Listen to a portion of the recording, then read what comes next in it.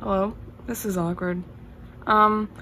It's been over a year since I've uploaded anything, and I've realized that I'm starting to go on an annual upload schedule, and I'm not using my camera, I'm using my phone, so I don't know if I'm even gonna have enough memory on my phone to do this, because I was dumb and have not plugged in my camera's battery for over a year. And this is just gonna be a little bit of an update. I'm gonna try and make it a little bit more chill and keep the video as raw as possible to preserve my mental state later, so I don't have to do as much editing, because I know that if I have a lot to edit, I'm not going to do it. But my life has been train wreck, hence why I don't ever post, ever. And a lot of things have happened, and things are a mess, and I'm not okay.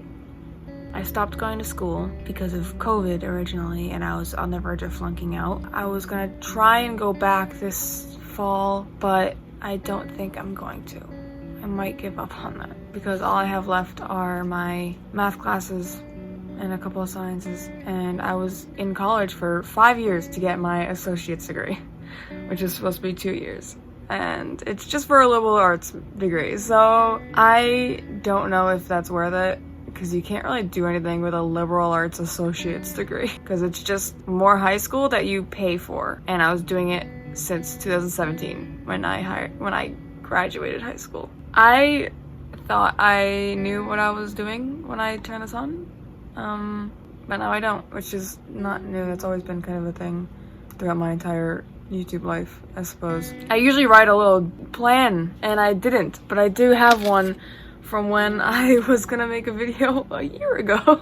Basically, a big thing that happened, I finally got myself evaluated for ADHD, and I do in fact have ADHD, which is not a surprise because I've been getting tested since I was in like elementary school. And if there's anything you need to know about neurological disorders, learning disabilities, ADHD and stuff, is that specifically ADHD, women and people who are assigned female at birth are wildly underdiagnosed because people study males for ADHD and we present differently. The typical image of ADHD is hyperactive ADHD, so bouncing off the walls, constantly doing this, all over the place.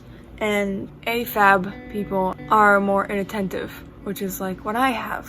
Whereas my head's in the clouds, I can't make eye contact, which is why I'm always this through all of my videos. You can't really pay attention, you have memory problems, basically describing all of my problems that I have. And my parents have tried getting me tested throughout my entire childhood, and it always came back with, she's smart, she just doesn't care, or she's not interested, or lazy, or you just need to apply yourself, you know, the typical stuff that you always get when you are wildly undiagnosed. And I was not diagnosed until I was 22, which was last summer. And I'm 23 now, which is disgusting. But anyways, and I kind of sat with that for a little bit, and then I started taking Vyvanse, which is a ADHD med, which also doubles down as a medication to help with binge eating disorder, which I do also have, and it's a really big problem. I've been on that for about 6 months, and it's been going. And I was also diagnosed with depression, generalized anxiety, social phobia, which is social anxiety, and level 1 autism spectrum. That one has been kind of hard for me mostly because it's more stigmatized. Basically, it's like Asperger's if they would still use the term, but they don't because Asperger's is a Nazi. So they realized that and they're like, yeah, we're not gonna use that anymore. Yeah, now they're like, that's probably not a good thing. Let's not diagnose people with a Nazi's name. That's probably not a good idea. But now it's just level 1 autism spectrum, and they're not really separating it. So now we're all just kind of, whoop. Of course, you've got this stereotypical image of what autism is. And I'm basically in the bottom of the barrel. Like, I'm like barely, like, you wouldn't know, sort of, I guess. I don't know. I'm still trying to figure it out, and I guess ADHD and autism share a lot of the same symptoms, so they kind of intertwine. I'm mostly ADHD. It's pretty bad. What? Yeah, so that also happened. I've been fighting with that as well, becoming aware of my life with that. My dogs are barking. but becoming aware of myself and my life and the things that have been a result of those diagnoses, specifically the ADHD and sometimes the autism, but most of the ADHD, that's what I'm mainly gonna talk about. And it's like, oh, that sucks. And it's really hard because I keep thinking to myself, if I got help earlier when I was supposed to, my life would be so much different and probably better if people took us seriously. And it sucks. And my dogs won't shut up. My phone is running out of memory, so I'm gonna have to continue this video at another time when my camera's charged. I don't know when that's gonna happen. This is like the only point that I've ever had like any kind of drive to do anything that's like...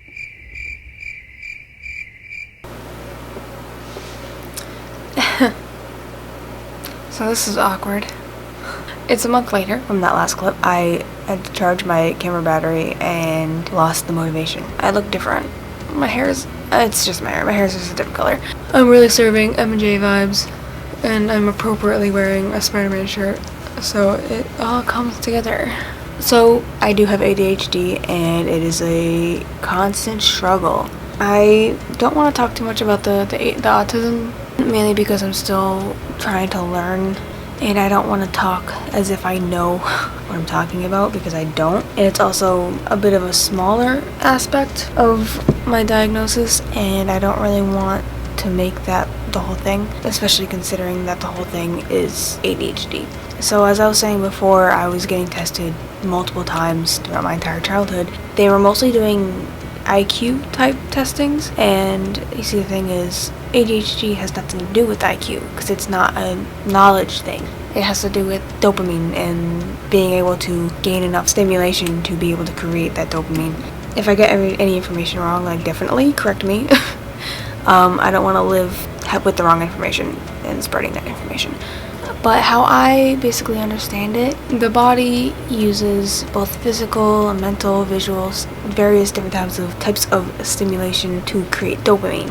When somebody has ADHD, they're not able to create enough dopamine. Hence why we do a lot of fidgeting. It's creating, I even have a stylus in my hand right now. And this isn't limited to people with ADHD. Just if you fidget or you lose focus on things or you do this or that, does not mean you have ADHD. It just means you're human and your brain is like, this isn't enough, I need more. And that's basically what it is. But when you have ADHD, it's to a more extreme level. Your body will physically create physical stimulation by fidgeting and just kind of going like this. It's kind of like a generator. You're generating dopamine, just kind of going like this while you're doing something else. And it's like, it helps. And when you lose focus on stuff, or if you're in class and you're just kind of like looking at everything else while also listening to the teacher, which is something that teachers don't seem to get, that you don't need your eyes to listen, but your brain's literally just looking for things, looking for the stimulation, looking for it, and that's basically what it is. A lot of ADHD medications, for example, like Vyvanse, which is like what I'm on, and Adderall, they are stimulant medications, and basically it gives you that stimulation to get by, so you're not as all over the place your body's just not scrambling around to try and search for dopamine, so you can literally just function like a person. And that's basically what it is in a very general sense.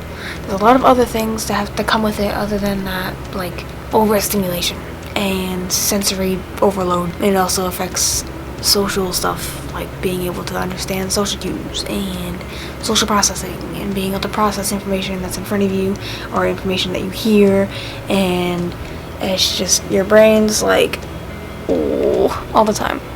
And I lived 2 decades like that, and I wasn't diagnosed until last summer, and I had to seek it out myself through my therapist. She recommended me to another doctor and was like, alright, I drove up like an hour and a half away from my house to get evaluated by this doctor for 4 hours. I waited like a month or so, and then I got mailed my diagnosis, which I actually have. I'm not going to show you it. I was about to show you the front. My full name and address is on it, so I'm not going to do that. Basically, in this fun folder, it basically has my doctor's notes of our visit, and it's literally just notes and talking about our appointments together, some of the things I've talked about, just some quotes. Like under the section of mood is, oh, you know, I'm a little everywhere all the time. Sometimes I feel like I don't own my own emotions, and in terms of sadness, it's like different, more internal and quiet. Patient had hard time explaining it. Feels like she isolates herself, looks for reasons to isolate herself in a room.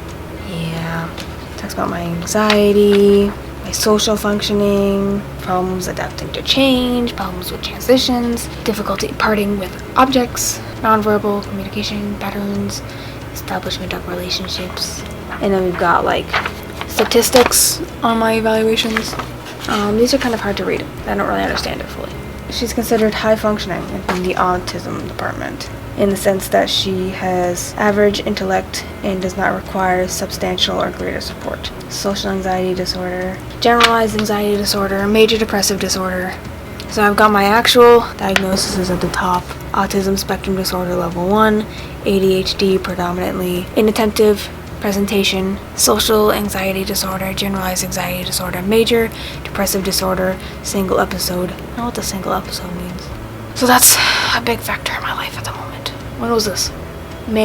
June 21st, 2021. Yep. I spent too much time looking at that. I got a new job, which is good. I don't work at the mac and cheese restaurant anymore. I mean, I could say I've worked at Mr. Max. It's this place in New England. I can name them by name now because the particular one that I worked for no longer goes by that name. They separated business-wise. The original location is now the only one, and now the people who I worked for, their locations is now technically a different business, but they just use the same recipes, which I don't know how that happens. But yeah, we don't like them. We don't stand them. I'm not gonna give the business name because I've been threatened with a defamation case before, and I don't want to do that again, so I'm not gonna out them. I would love to, but they're such a small business that it's like it doesn't really even matter. But they're not good people, very sneaky, greedy people, and they don't care about their employees, and it sucks, and it's dirty, and it's horrible. And I finally left. That's kind of what that last video was about, me just dramatically talking about not getting attached to things, and I was kind of just thinking about quitting my mac and cheese dishwasher line cook job. Anyways, now I'm at a better job. I make around like $6 more an hour. I don't need to talk to the public. I get left alone, and it's great.